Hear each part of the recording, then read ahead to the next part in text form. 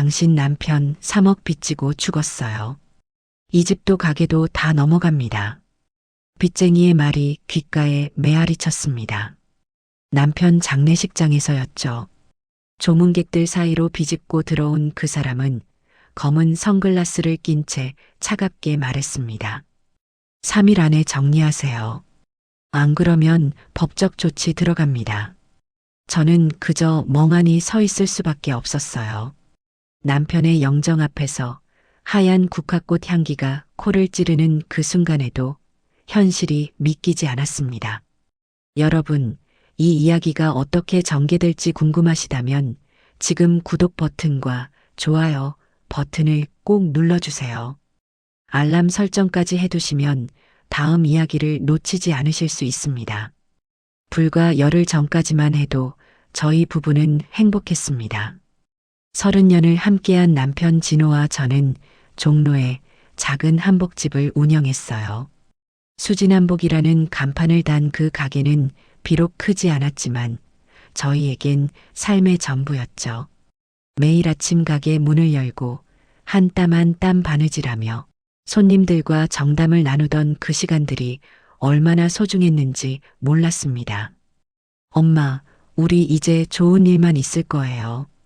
딸 지혜가 환하게 웃으며 했던 말이 생각났어요. 28살 우리 딸은 그해 가을에 결혼을 앞두고 있었습니다. 예비 신랑은 착하고 성실한 회사원이었고 저희 부부는 딸의 행복한 미래를 그리며 매일 감사했죠. 그런데 그날 그 끔찍한 날이 왔습니다. 여보, 머리가 너무 아파. 가게에서 장부를 정리하던 남편이 갑자기 고개를 감싸쥐었어요. 저는 깜짝 놀라 달려갔지만 남편은 이미 바닥에 쓰러져 있었습니다. 119를 불렀고 응급실로 실려갔지만 소용없었어요. 뇌출혈입니다. 이미 너무 늦었습니다. 의사 선생님의 말이 천천히 들려왔습니다. 남편은 그렇게 제 곁을 떠났어요. 아무런 예고도 없이 작별 인사 한마디 없이 말이죠. 장례를 치르는 3일 동안 저는 로봇처럼 움직였습니다. 딸아이는 제 옆에서 계속 울었고 저는 딸을 안아주며 괜찮아, 엄마가 있잖아라고 말했죠. 하지만 제 마음속은 이미 무너져 내리고 있었어요.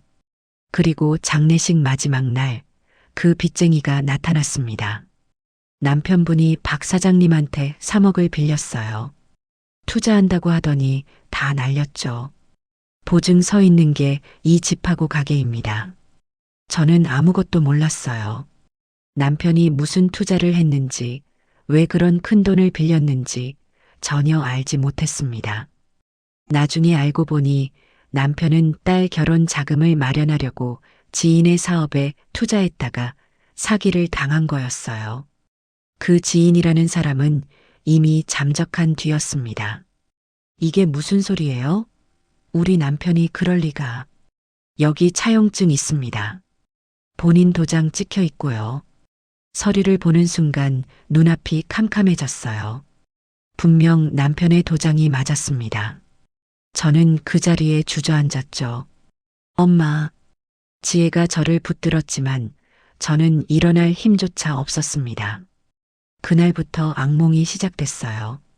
한복집에는 압류 딱지가 붙었고 우리가 살던 집도 곧 넘어간다는 통보를 받았습니다. 딸의 결혼은 자연스럽게 무산됐죠. 예비 신랑 집에서 먼저 연락이 왔어요. 죄송하지만 저희도 입장이 있어서요. 결혼은 어렵겠습니다. 전화를 끊은 뒤 지혜는 방에 들어가 문을 잠그고 이틀 동안 나오지 않았어요. 문 앞에 놓아둔 밥은 그대로였고 안에서 들리는 딸의 흐느끼는 소리에 제 가슴도 찢어지는 것 같았습니다. 저는 밤새도록 남편의 유품을 정리했어요. 서랍 속에서 낡은 수첩이 나왔는데 거기에는 남편의 글씨로 이렇게 적혀 있었습니다. 지혜 결혼 자금 마이너스 박 사장님 투자 6개월 후 200. 이번만 잘 되면 우리 딸 행복하게 해줄 수 있어. 수첩을 읽으며 저는 울었어요. 남편이 얼마나 딸을 사랑했는지, 얼마나 우리 가족을 위했는지 알 수 있었습니다. 하지만 그 선한 마음이 우리를 이 지경으로 만들었다는 게 원망스러우면서도 가슴 아팠어요. 당신, 왜 나한테 말 안 했어요? 우리 함께 고민할 수 있었잖아요. 영정사진 속 남편은 그저 환하게 웃고 있을 뿐이었습니다. 49제가 끝나고 저는 현실을 직시해야 했어요. 집도 가게도 다 잃게 됐고 통장에 남은 돈은 얼마 되지 않았습니다. 무엇보다 딸에게 짐이 되고 싶지 않았어요.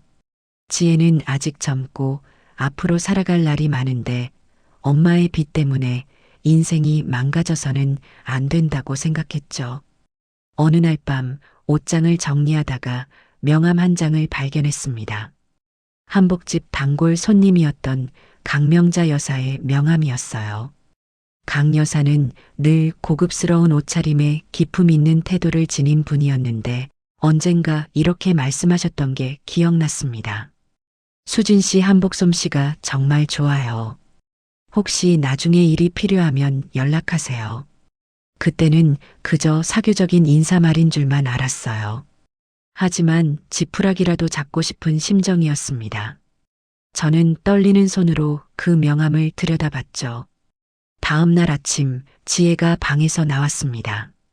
많이 야윈 얼굴이었어요. 엄마, 나 취업 준비 다시 할게.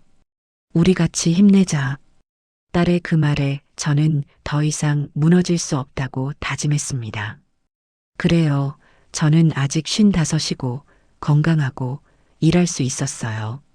포기할 수는 없었습니다. 창밖으로 봄비가 내리고 있었어요.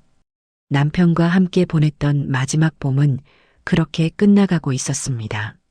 하지만 저는 알지 못했죠. 이 고통의 끝에서 또 다른 인연이 저를 기다리고 있다는 것을 말입니다. 강명자 여사의 집 대문 앞에 섰을 때 제 손은 떨리고 있었습니다.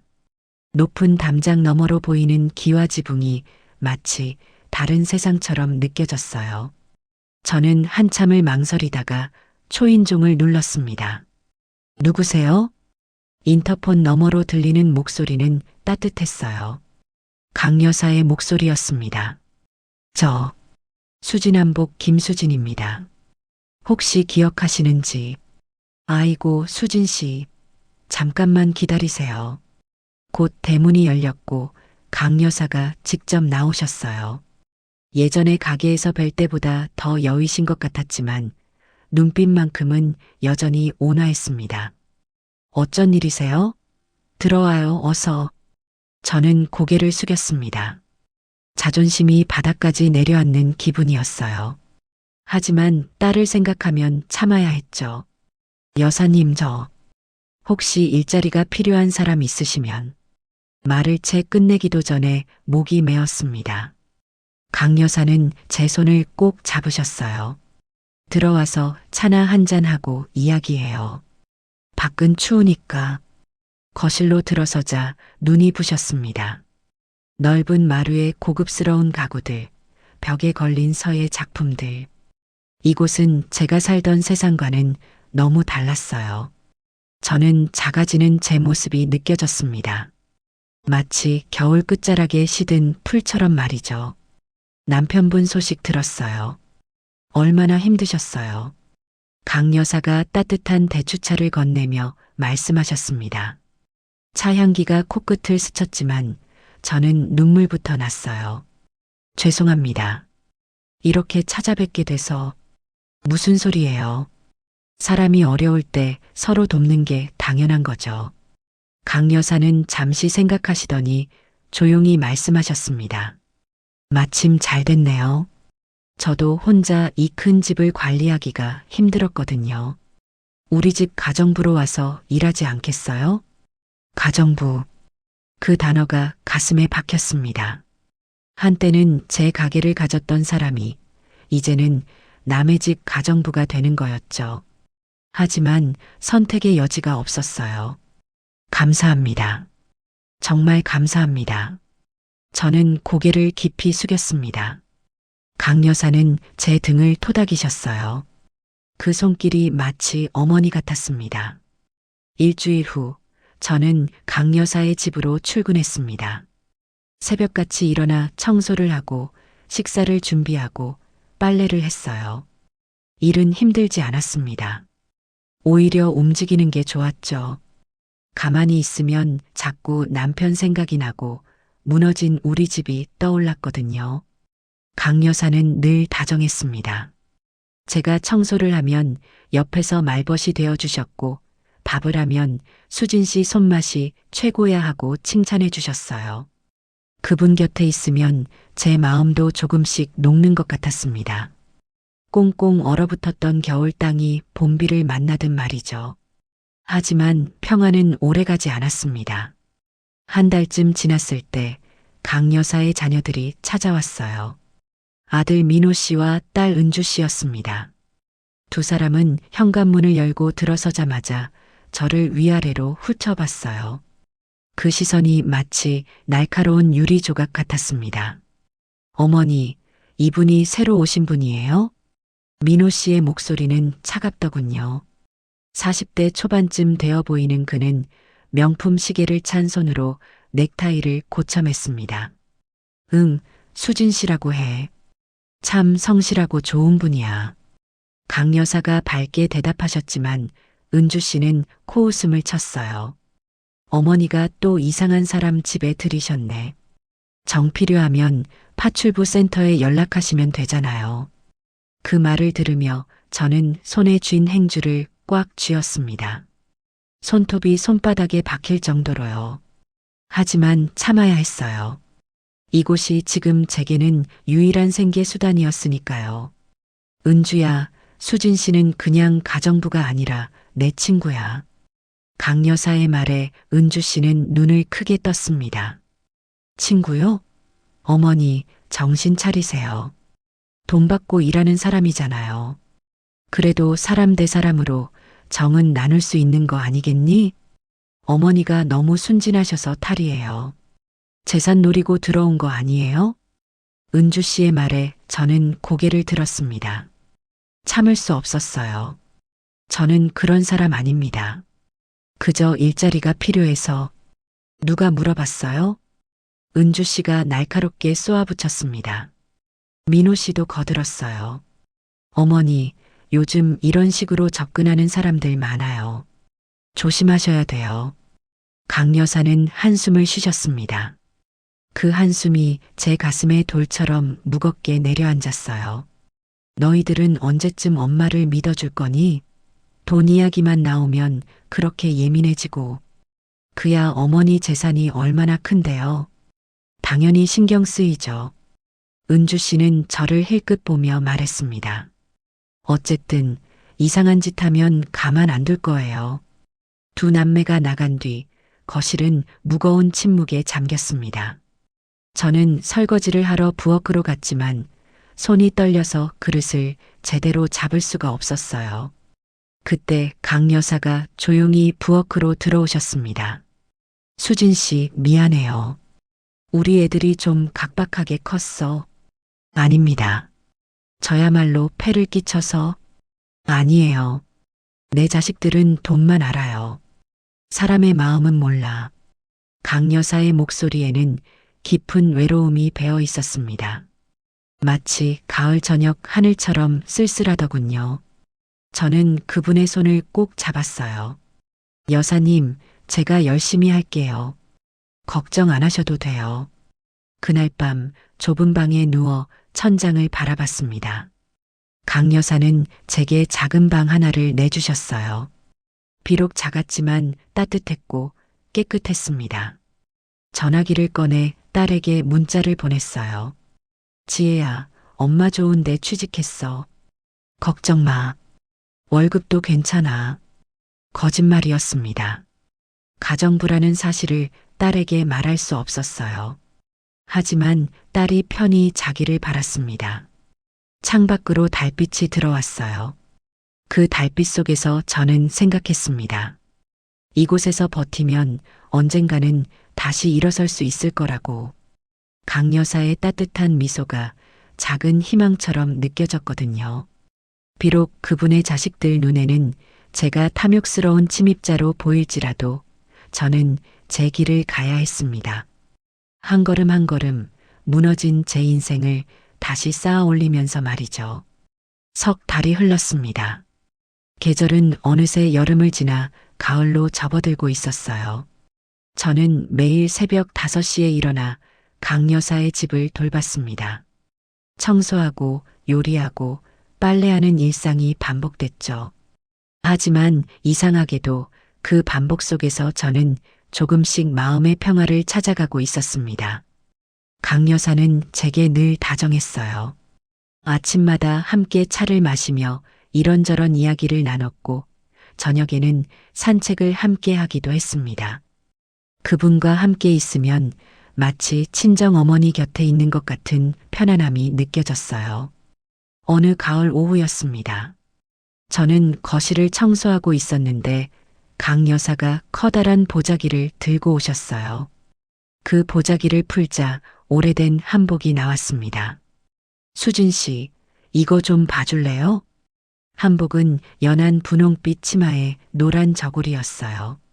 세월의 때가 묻었고 여기저기 실밥이 터져 있었지만 원단만큼은 고급스러웠습니다. 제 손이 저절로 그 한복을 쓰다듬었어요. 마치 오래된 친구를 만난 것처럼 말이죠. 이 한복 아주 오래됐네요. 30년도 더 됐어요.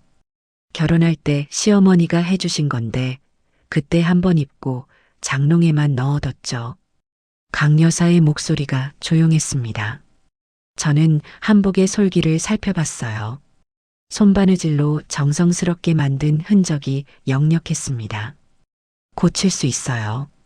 시간은 좀 걸리겠지만요. 정말요? 수진 씨가 해줄 수 있어요? 강 여사의 눈이 반짝였습니다. 마치 어린아이처럼 순수한 기쁨이 담겨 있었어요. 제가 한복집을 했잖아요. 맡겨만 주세요. 그날부터 저는 밤마다 그 한복을 고쳤습니다. 낮에는 가정부 일을 하고 밤에는 바느질을 했죠. 한 땀 한 땀 바늘을 옮길 때마다 남편 생각이 났어요. 우리 부부가 함께 가게를 지키며 바느질하던 그 시간들. 남편은 옆에서 장부를 보고 저는 한복을 만들고 그때가 얼마나 행복했는지 이제야 알겠더군요. 눈물이 천에 떨어지면 자국이 남아요. 어느 날 밤 강 여사가 제 방으로 들어오셨습니다. 저는 황급히 눈물을 닦았지만 이미 들키고 말았어요. 죄송해요. 그냥 보고 싶죠? 남편분. 강 여사가 제 옆에 앉으셨습니다. 그분의 손이 제 어깨를 감싸 안았어요. 제가 바보 같았어요. 진우가 혼자 그렇게 힘들어했는데 왜 몰랐을까요? 사람은 사랑하는 사람 앞에서 더 약한 모습 보이기 싫어하잖아요. 남편분도 그랬을 거예요. 강 여사의 말에 저는 고개를 끄덕였습니다. 그렇죠. 남편은 저와 딸을 지키고 싶었던 거예요. 비록 그 방법이 잘못됐지만 그 마음만큼은 진심이었다는 걸 이제는 알았습니다. 한 달 후 한복이 완성됐습니다. 터진 솔기를 꿰매고 색이 바랜 부분은 조심스럽게 염색했어요. 단추는 새 것으로 달고 고름도 새로 만들었죠. 완성된 한복은 마치 시간을 거슬러 올라간 것처럼 아름다웠습니다. 어머나, 강 여사가 한복을 보고 눈물을 글썽이셨어요. 정말 새 것 같아요. 아니, 새 것보다 더 예뻐요. 입어보세요. 강 여사는 한복을 입으셨습니다. 분홍 치마가 바람에 살랑거리고 노란 저고리가 가을 햇살을 받아 빛났어요. 그분은 거울 앞에서 한참을 서 계셨습니다. 내가 이렇게 예쁠 수가 있었네. 원래 예쁘세요. 제 말에 강 여사는 고개를 저으셨어요. 아니에요. 나는 평생 예쁘다는 소리 못 들어봤어요. 가난한 집에서 태어나서 일만 하다가 시집 갔고 시집 가서도 애들 키우고 남편 뒷바라지하느라 나 자신을 돌볼 시간이 없었거든요. 강 여사의 목소리에 한이 서려 있었습니다. 그건 저도 아는 한이었어요. 여자로 태어나 자신의 꿈을 접고 가족을 위해 살아온 우리 세대의 한 말이죠. 수진 씨, 우리 함께 한복을 만들어 볼까요? 네. 내가 평생 입고 싶었던 한복이 있어요. 연두색 치마에 하얀 저고리. 봄날 버드나무 같은 그런 한복이요. 강 여사의 눈이 반짝였습니다. 그 눈빛에서 저는 소녀를 보았어요. 꿈을 꾸는 어린 소녀를 말이죠. 좋아요. 같이 만들어요. 다음 날부터 우리는 함께 시장에 갔습니다. 천을 고르고 실을 고르고 단추를 골랐어요. 강 여사는 한 장 한 장 천을 만져보며 행복해 하셨습니다. 이 천으로 해요. 만지면 봄바람 같잖아요. 우리는 집으로 돌아와 함께 한복을 만들기 시작했습니다. 강 여사는 서툴렀지만 정성만큼은 대단했어요. 한 땀 한 땀 바느질하며 이런저런 이야기를 나눴죠. 내 손녀 돌잔치 때 입히려고요. 손녀가 있으세요? 응, 은주 딸이 하나 있어. 근데 잘 못 봐요. 은주가 안 데려오거든. 강 여사의 얼굴에 그늘이 드리워졌습니다. 저는 그분의 손을 꼭 잡았어요. 이 한복 입으면 손녀가 너무 예쁠 거예요. 그럴까요? 물론이죠. 하지만 저는 알 수 없었습니다. 이 한복이 손녀를 위한 것이 아니라 다른 의미를 가지고 있다는 것을요. 어느 날 강 여사의 책상 위에서 건강검진 결과지를 보았습니다. 제가 일부러 본 건 아니었어요. 서류를 정리하다가 우연히 눈에 띈 거였죠. 거기에는 재검사 필요라는 빨간 글씨가 찍혀 있었습니다. 그날 밤 강 여사가 제게 물었어요. 수진 씨, 내가 없어도 이 집을 잘 지켜줄 수 있겠어요? 무슨 말씀을? 그냥 궁금해서. 강 여사는 미소 지으셨지만 그 미소가 왠지 슬퍼 보였습니다. 마치 가을 저녁 노을처럼 아름답지만 곧 사라질 것 같은 그런 미소였어요.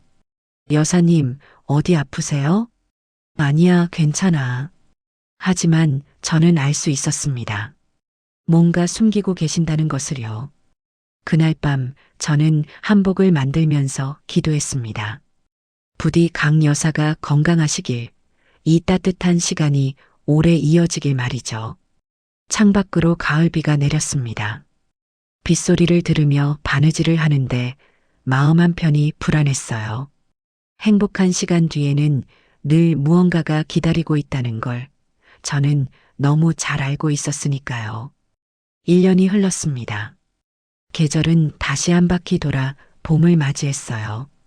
저는 이제 강 여사의 집에 완전히 적응했고 그분은 제게 고용주가 아닌 가족 같은 존재가 되어 있었습니다. 강 여사의 생일이었습니다. 69번째 생일이었죠. 저는 몇 달 전부터 몰래 준비한 선물이 있었어요. 밤마다 조금씩 만들어 온 한복이었습니다. 연보라빛 치마에 은은한 회색 저고리. 강 여사가 좋아하시는 색깔로 골랐죠. 여사님, 생신 축하드려요. 아침 일찍 저는 정성껏 차린 상을 들고 강 여사 방으로 갔습니다. 미역국과 강 여사가 좋아하시는 나물들, 그리고 정갈하게 포장한 한복 상자를 올렸어요. 어머, 수진 씨. 이게 뭐예요? 열어보세요. 강 여사가 떨리는 손으로 상자를 여셨습니다. 한복이 나타나자 그분의 눈에서 눈물이 주르륵 흘러내렸어요. 마치 봄비처럼 조용히 그러나 멈출 수 없이 말이죠. 이걸 나한테? 네. 여사님께 어울리는 색으로 골랐어요. 강 여사는 한참 동안 한복을 쓰다듬으셨습니다. 그 손길이 마치 아기를 어루만지듯 조심스러웠어요. 내 딸도 이런 거 해준 적 없는데. 그 말에 제 가슴이 뭉클했습니다. 저도 딸 지혜를 떠올렸어요. 요즘 딸은 취업 준비로 바빠서 자주 연락하지 못했지만 늘 제 마음속에 있었죠. 입어보세요. 오늘은 여사님이 주인공이에요. 강 여사는 한복을 입으셨습니다. 연보라빛이 그분의 은발과 어우러져 마치 봄날의 라일락 나무 같았어요. 저는 머리도 곱게 빗어 올려드렸습니다. 거울 보세요. 거울 앞에 선 강 여사는 한참을 말없이 자신을 바라보셨어요. 그리고는 제 손을 꼭 잡으셨습니다. 수진 씨, 고마워요. 정말 고마워요. 그날 저녁 민호 씨와 은주 씨가 찾아왔습니다. 한 달에 한 번 정도 어머니 생신이나 명절 때나 오는 그들이었죠. 현관문이 열리자마자 은주 씨의 날카로운 목소리가 들렸습니다. 어머니 생신 축하드려. 어머, 그 옷은 뭐예요? 강 여사는 제가 선물한 한복을 입고 계셨어요. 민호 씨도 눈을 크게 떴습니다. 새 한복이네요. 어디서 사셨어요? 수진 씨가 만들어줬어. 예쁘지? 강 여사의 목소리에는 자랑스러움이 묻어났습니다. 하지만 은주 씨의 얼굴은 굳어졌어요. 저 사람이요? 어머니, 그게 가정부가 할 일인가요? 은주야, 수진 씨는 그냥 가정부가 아니라니까. 그럼 뭔데요? 설마 식구라도 되는 건가요? 은주 씨의 비아냥거림에 저는 부엌으로 물러났습니다. 하지만 거실에서 들리는 소리가 귀를 찔렀어요. 어머니, 정신 차리세요. 저 여자가 뭔데 이렇게 집착하세요? 민호 씨의 목소리였습니다. 집착이 아니야. 수진 씨는 나한테 소중한 사람이야. 소중해요? 우리 친엄마 아들딸이에요. 재산 다 저 여자 주실 거예요? 은주 씨의 목소리가 날카롭게 치솟았습니다. 저는 가슴이 철렁 내려앉았어요. 재산이라니. 저는 그런 것 단 한 번도 생각해 본 적 없었는데. 너희가 언제 나한테 관심 가져봤니? 강 여사의 목소리가 떨리고 있었습니다. 1년에 몇 번이나 얼굴 보니? 명절 때, 내 생일 때, 그것도 1시간 앉아있다 가는 게 전부잖아. 그러면서 이제 와서 친자식 타령이야? 어머니, 나는 외로웠어. 평생 너희만 키우고 남편 뒷바라지하고 회사 일 돕느라 내 인생은 없었어. 그런데 너희는 뭐하고 살았니? 엄마 재산이나 계산하면서 살았지. 거실이 순간 조용해졌습니다. 저는 부엌 문틈으로 살짝 내다봤어요. 강 여사의 얼굴이 창백했습니다. 수진 씨는 달라. 아침마다 나랑 차 마시고 산책하고 내 이야기 들어줘. 언제 내가 이렇게 행복했는지 몰라. 어머니가 그 행복 때문에 재산을 날리시면 어떡해요? 민호 씨가 차갑게 말했습니다. 내 돈 내가 쓰는데 왜 너희 허락을 받아야 하니? 어머니, 은주 씨가 소리쳤습니다. 그 순간 강 여사가 비틀거리셨어요. 저는 황급히 달려나가 그분을 부축했습니다. 여사님, 강 여사는 제 팔에 기대어 거친 숨을 몰아쉬셨어요. 얼굴이 흙빛으로 변해 있었습니다. 나가. 너희 둘 다 나가. 강 여사의 호통에 민호 씨와 은주 씨는 잠시 망설이다 현관으로 향했습니다. 문을 나서며 은주 씨가 저를 쏘아봤어요. 그 눈빛에는 증오가 가득했습니다. 문이 닫히자 강 여사는 소파에 주저앉으셨습니다. 저는 물을 가져다 드렸어요. 여사님, 괜찮으세요? 미안해, 수진 씨. 내가 이런 꼴을 보게 해서. 아니에요. 제가 조심할게요. 아니야. 내 잘못이 아니야. 강 여사는 한참을 눈을 감고 계셨습니다. 그리고 조용히 말씀하셨어요. 수진 씨, 나 병원 좀 가야 할 것 같아. 그날 밤 응급실로 갔습니다. 여러 검사를 받았고 의사 선생님이 조심스럽게 말했습니다. 췌장암입니다. 사기예요. 그 말이 머릿속에서 맴돌았습니다. 췌장암 사기. 시한부라는 뜻이었죠. 시간이 얼마나 남았나요? 제가 떨리는 목소리로 물었습니다. 길어야 6개월입니다. 세상이 무너지는 것 같았어요. 강 여사는 담담한 얼굴로 천장을 바라보고 계셨습니다. 그렇구나. 여사님, 수진 씨, 울지 마. 나는 괜찮아. 하지만 그분의 손은 차갑게 떨리고 있었습니다. 저는 그 손을 두 손으로 감싸 쥐었어요. 제가 끝까지 모실게요. 끝까지 함께 있을게요. 강 여사는 제 손을 꼭 잡으셨습니다. 그 손길이 마치 물에 빠진 사람이 마지막 밧줄을 잡는 것처럼 절실했어요. 병실 창밖으로 봄비가 내리고 있었습니다. 빗방울이 창문을 타고 흘러내리는 모습이 마치 눈물 같았어요. 저는 그날 밤 딸에게도 말하지 않기로 했습니다. 이건 제가 혼자 감당해야 할 일이었으니까요. 강 여사의 생일은 그렇게 끝났습니다. 행복했던 아침이 어둠으로 바뀌어 버린 하루였죠. 하지만 저는 다짐했어요. 남은 시간 강 여사가 행복하실 수 있도록 최선을 다하겠다고 말이죠. 그게 이 한복에 담긴 제 마음을 갚는 길이었으니까요. 4달이 흘렀습니다.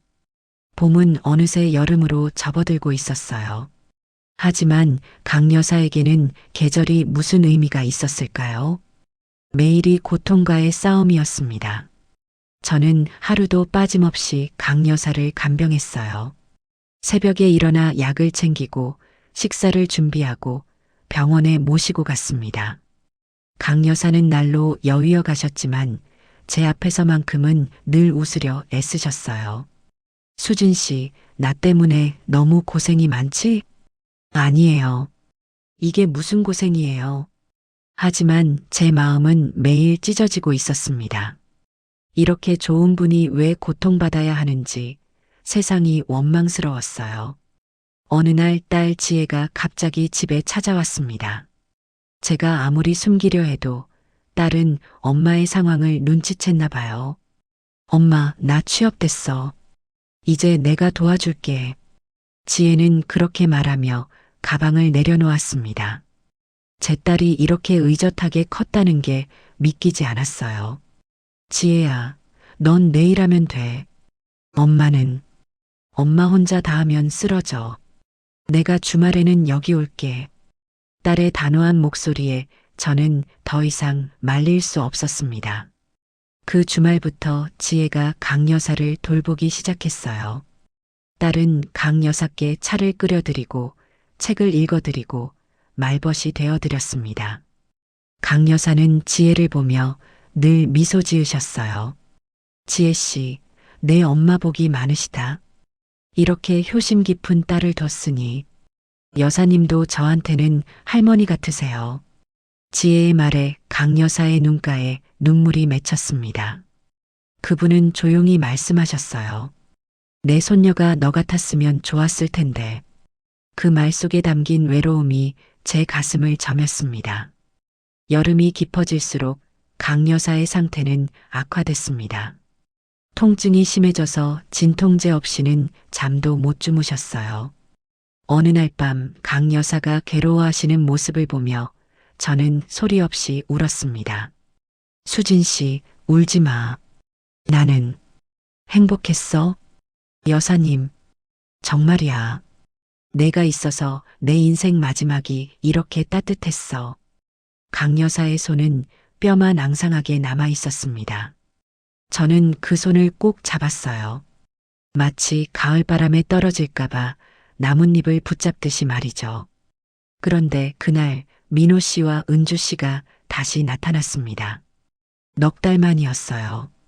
두 사람은 현관문을 열고 들어서며 주위를 둘러봤습니다. 어머니 어디 계세요?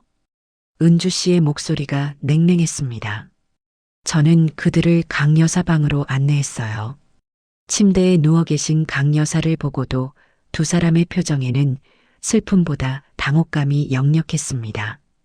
어머니, 왜 이렇게까지? 민호 씨가 말끝을 흐렸습니다. 강 여사는 눈을 뜨셨어요. 왔니? 네, 어머니. 그런데 유언장은 작성하셨어요? 은주 씨의 첫마디가 그것이었습니다. 저는 귀를 의심했어요. 어머니가 이렇게 아픈데 제일 먼저 물어보는 게 유언장이라니. 정신 있으실 때 정리하셔야죠. 나중에 문제 생기면 안 되니까요. 민호 씨도 거들었습니다. 그리고 어머니, 저 가정부한테는 한 푼도 주시면 안 됩니다. 법적으로 문제될 수 있어요. 은주 씨가 저를 힐끗 보며 말했습니다. 제 얼굴이 화끈거렸어요. 수치심과 분노가 동시에 치밀어 올랐습니다. 나가. 강 여사의 목소리는 작았지만 단호했습니다. 어머니, 너희는 오지 마라. 나 혼자 죽을게. 어머니, 그게 무슨. 나가라고. 강 여사가 힘겹게 소리치셨습니다. 그 바람에 기침이 터져 나왔고 저는 황급히 물을 들였어요. 민호 씨와 은주 씨는 서로 눈빛을 주고받더니 방을 나갔습니다. 현관문이 닫힌 후 강 여사는 한참을 우셨습니다. 마른 몸이 흔들리며 눈물을 쏟아내는 모습이 너무 안타까웠어요. 여사님, 그만 우세요. 몸에 안 좋아요. 수진 씨, 내가 뭘 잘못한 걸까? 아무것도 잘못하신 거 없어요. 아니야. 내가 잘못 키웠어. 돈만 주고 사랑은 안 줬나 봐.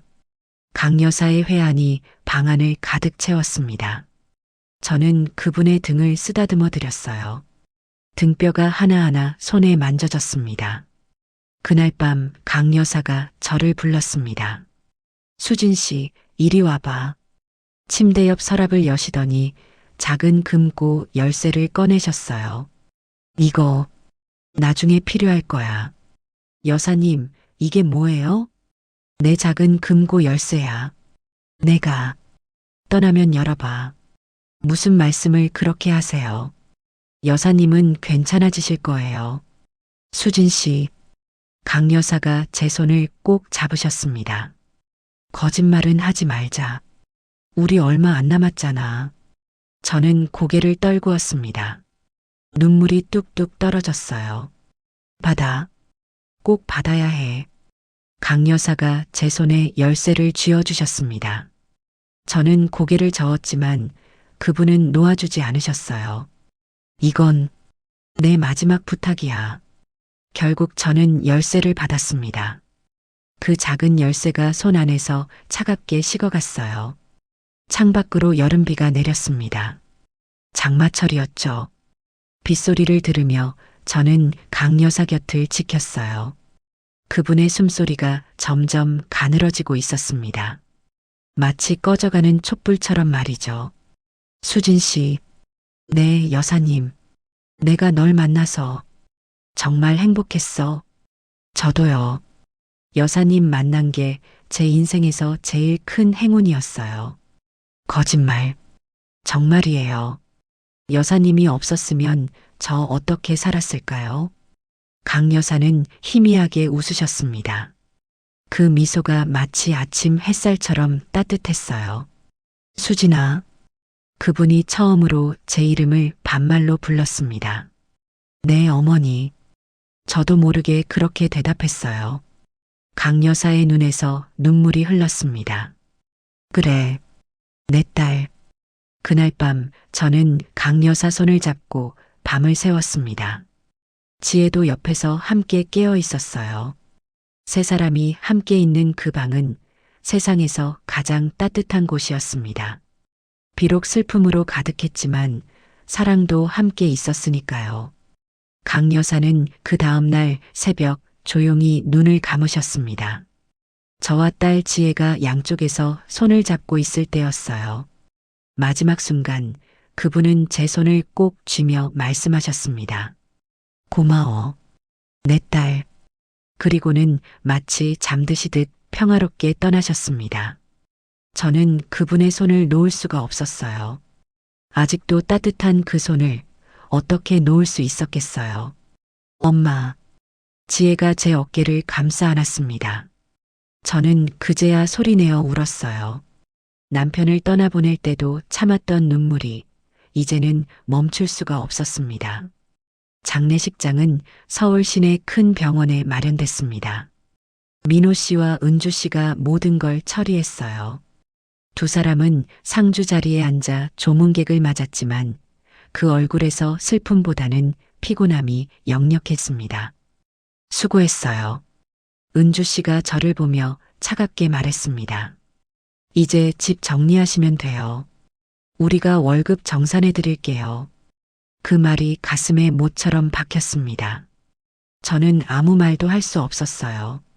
장례 마지막 날 영정사진 속 강 여사는 환하게 웃고 계셨습니다. 제가 선물했던 연보라 한복을 입으신 모습이었어요. 저는 그 앞에 오래도록 앉아 있었습니다. 어머니, 편히 쉬세요. 발인이 끝나고 집으로 돌아온 날 저녁 민호 씨가 저를 거실로 불렀습니다. 은주 씨도 함께 있었어요.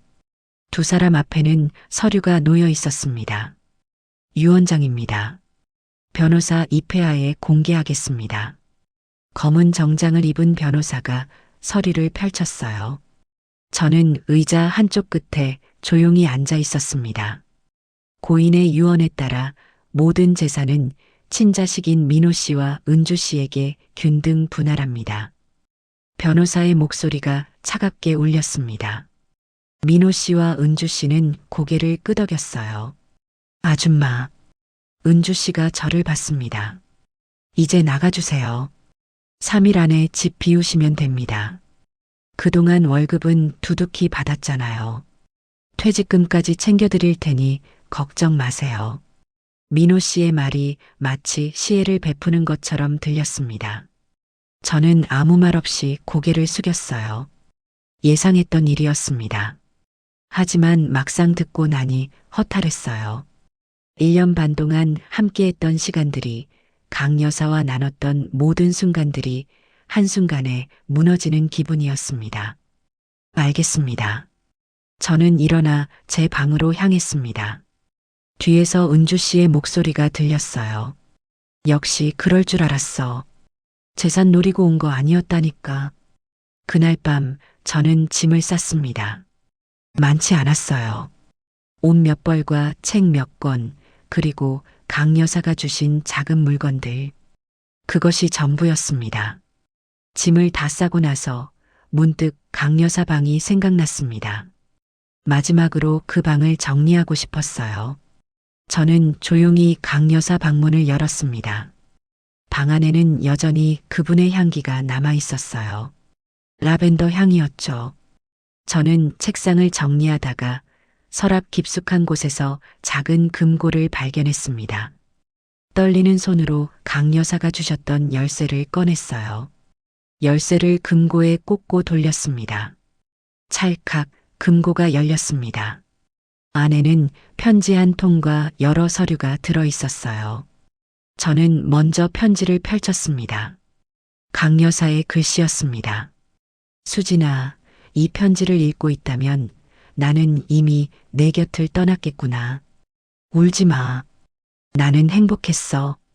수진아, 너는 내 딸이야. 피는 섞이지 않았지만 마음으로는 진짜 딸이었어.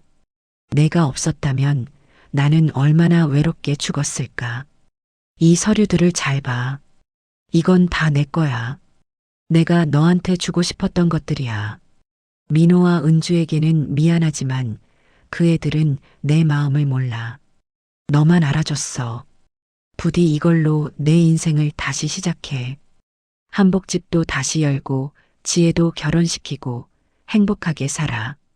그게 엄마의 마지막 소원이야. 사랑한다, 내 딸아. 마이너스 엄마가. 편지를 읽으며 저는 눈물을 흘렸습니다. 종이가 눈물에 젖어 얼룩졌어요. 저는 떨리는 손으로 서류들을 꺼냈습니다. 첫 번째 서류는 부동산 등기권리증이었어요. 강남에 있는 한복 전문 상가 건물, 수진 명의로 이전 완료. 저는 눈을 의심했습니다. 두 번째는 은행 통장 사본, 예금 5억 원, 수진 명의. 세 번째는 아파트 등기권리증, 목동에 있는 아파트 한 채, 역시 제 명의였습니다. 그리고 마지막 봉투에는 진짜 유언장과 변호사 명함이 들어 있었어요. 유언장을 펼쳐보니 오늘 민호 씨와 은주 씨가 보여준 것과 완전히 달랐습니다. 전 재산의 60%를 김수진에게, 나머지 40%를 민호와 은주에게 각 20%씩 10년 분할 상속한다.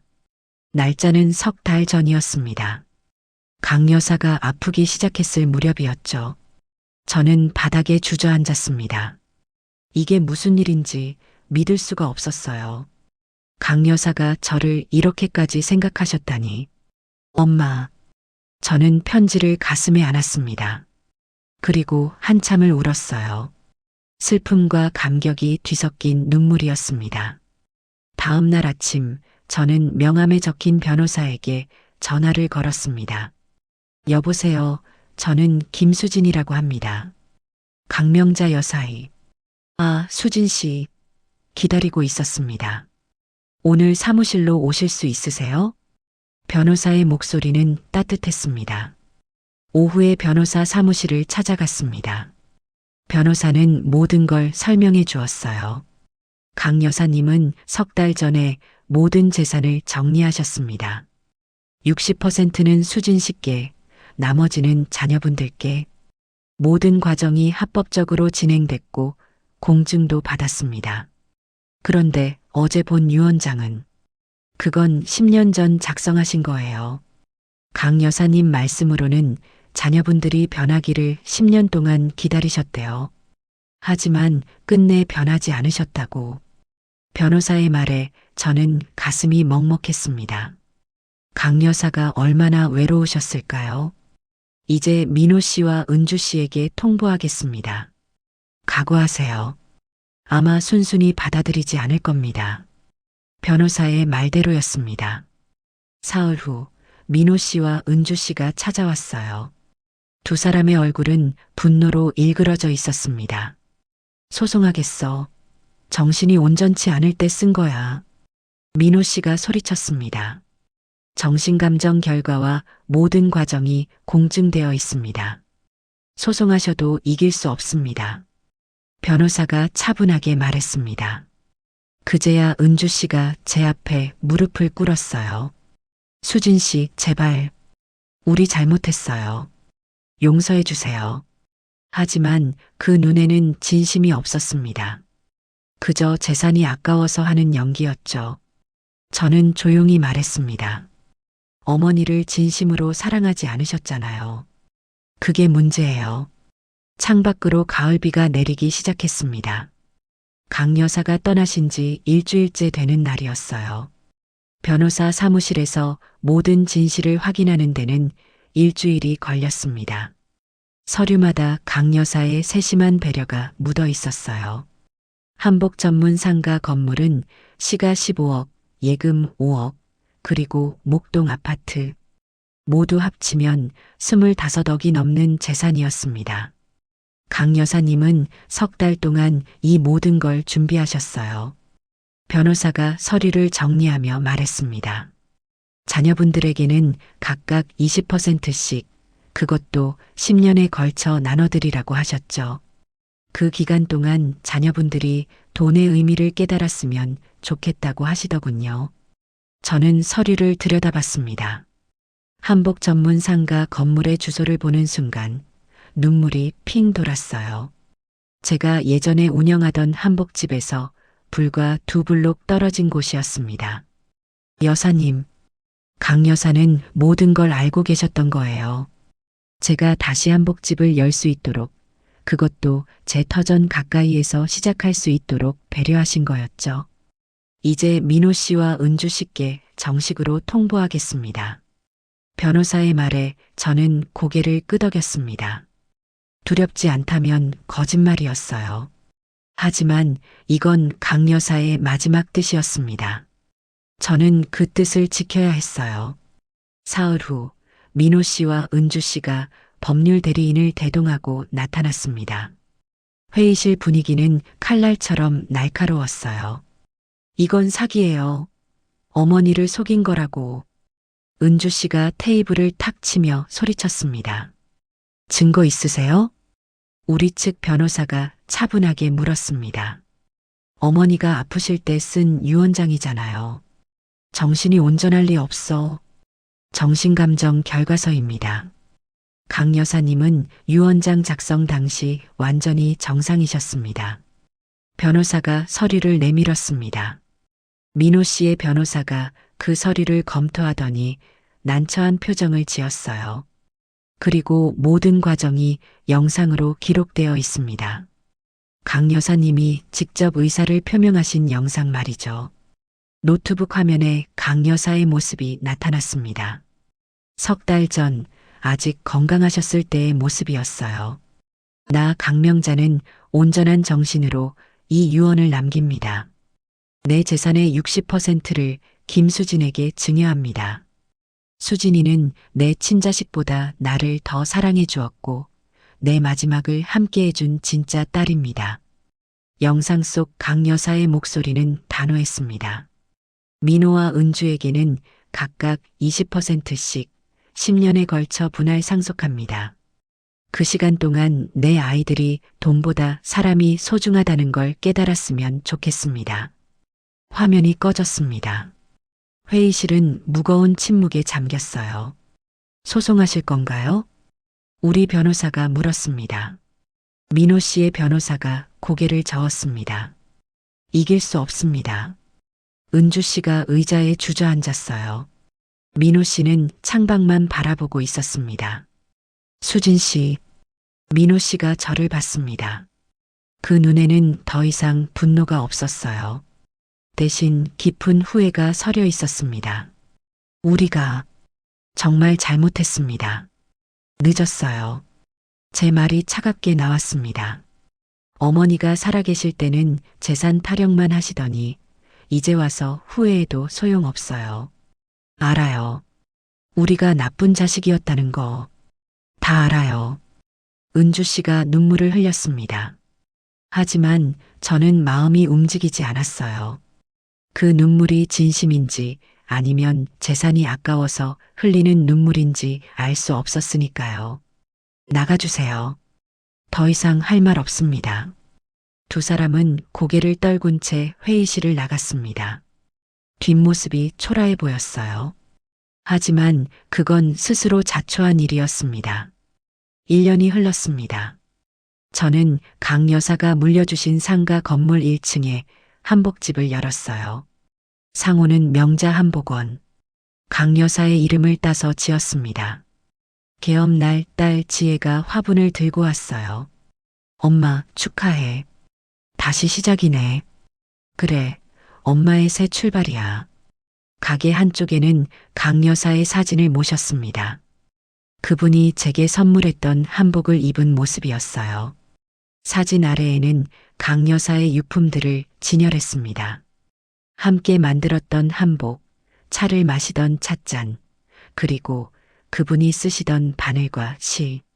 어머니, 잘 보고 계시죠? 저는 매일 아침 그 사진 앞에서 인사를 드렸습니다. 한복원은 소문을 타고 손님이 늘어났어요. 제 손끝에서 탄생한 한복들은 하나하나 정성과 마음이 담겨 있었습니다. 강 여사가 가르쳐 주셨던 것처럼 한 땀 한 땀 사랑을 담아 바느질했죠.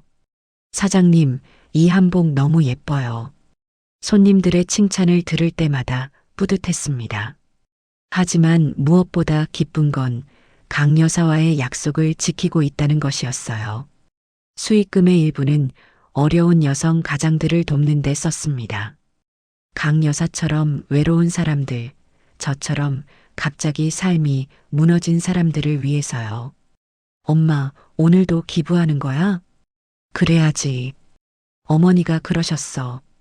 받은 만큼 나눠야 한다고. 지혜는 이제 한복원에서 저와 함께 일했습니다. 딸의 손끝에서도 아름다운 한복이 태어났어요. 우리 모녀는 그렇게 함께 꿈을 키워갔습니다. 어느 날 민호 씨와 은주 씨가 가게에 찾아왔습니다. 두 사람은 많이 변해 있었어요. 예전의 오만함은 사라지고 조심스러운 태도였습니다. 수진 씨, 우리 어머니 사진 좀 볼 수 있을까요? 들어오세요. 저는 그들을 안으로 안내했습니다. 두 사람은 어머니 사진 앞에 오래도록 서 있었어요.